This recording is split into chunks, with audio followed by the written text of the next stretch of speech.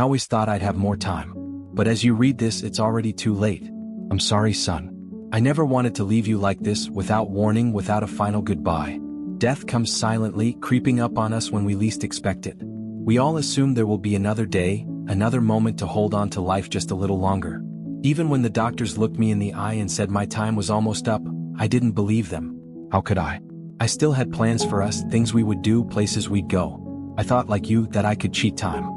But time has a cruel way of slipping through our fingers. One moment I was with you, promising that next year we'd finally take that fishing trip, and the next I was gone, leaving you with nothing but memories and the echo of promises I could never keep. I imagine you're angry right now. Hurt.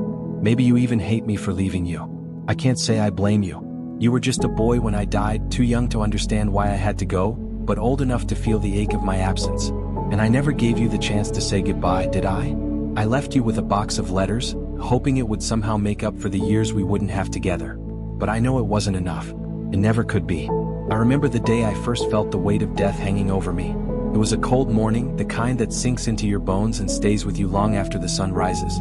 I knew something was wrong, but I couldn't admit it. Not to myself, and especially not to you. You were only 8 at the time, full of life, always running around with that goofy smile plastered on your face.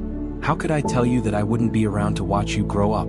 That I wouldn't see you play your first football game or graduate from school? How could I tell you that I'd miss everything? So I didn't. I pretended. I pretended that I'd get better, that the doctors were wrong. We made plans, didn't we? Plans for tomorrow, for next year. For a future that I knew I wouldn't be a part of. I wanted to believe that if I kept those dreams alive, I could keep living just a little longer. But in the end, dreams aren't enough to keep you alive. I never told you the truth because I didn't want to see the light leave your eyes. I didn't want to watch you cry. So I left you with that box of letters. Little pieces of me scattered across the years I wouldn't be there for. I hoped they would help you, guide you through the moments when you needed a father's advice. But they could never replace me. The day I died, I imagined you would feel betrayed. You probably wondered why I didn't tell you sooner, why I let you believe everything would be fine when it wasn't. That's the thing about death. It doesn't care about what's fair or right.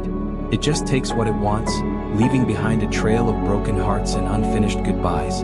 I wasn't there when you needed me most, and for that I am sorry. I can picture you now, sitting in that hospital room, angry and confused. You didn't know what was happening. How could you? It felt like just another day, didn't it? One moment you were going about your life, and the next your world was shattered. I wasn't supposed to leave you so soon. Not like this. I remember the way you screamed when you realized I wasn't coming back. You were so angry, so full of rage. And then the tears came. You cried, not just for me, but for everything we would never have. And in that moment, I failed you. I wasn't there to comfort you, to hold you, to tell you that it would be okay. Instead, I left you with a box. A cold, impersonal box filled with letters. Letters that were supposed to guide you through life. But how could they? How could a few pieces of paper replace a father's touch, his voice, his love? The first letter I left for you was one I hoped you'd never need to open. When I'm gone. I thought about writing it 100 times before I finally put pen to paper. How do you say goodbye to your child? How do you put into words the pain of leaving someone you love more than life itself? I didn't know. So I kept it simple. I told you I was sorry. That I didn't want to leave. But I also told you that life doesn't always give us what we want. Sometimes, it takes things from us without warning. I knew you wouldn't understand that at the time, but I hoped that one day when you were older, you would.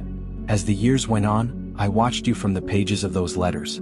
I was with you during your first heartbreak, your first fight with your mother, the day you got married. I even joked with you about the awkwardness of your first time. I tried to be there for you in the only way I could, even though it wasn't enough. I know that now. And then there was the letter I never wrote. The one for your mother. You probably wondered why I didn't leave her anything, didn't you? The truth is I couldn't. I didn't know what to say to her. How do you tell the love of your life that you're leaving her behind? That she has to raise our son alone without me? I couldn't bear the thought of it, so I didn't write anything. I left her with my old car instead, as if that would somehow make up for my absence. But I know it didn't. Nothing could. As you grew older, you stopped needing the letters as much. Life has a way of moving forward, whether we're ready for it or not. You became your own man, faced your own struggles.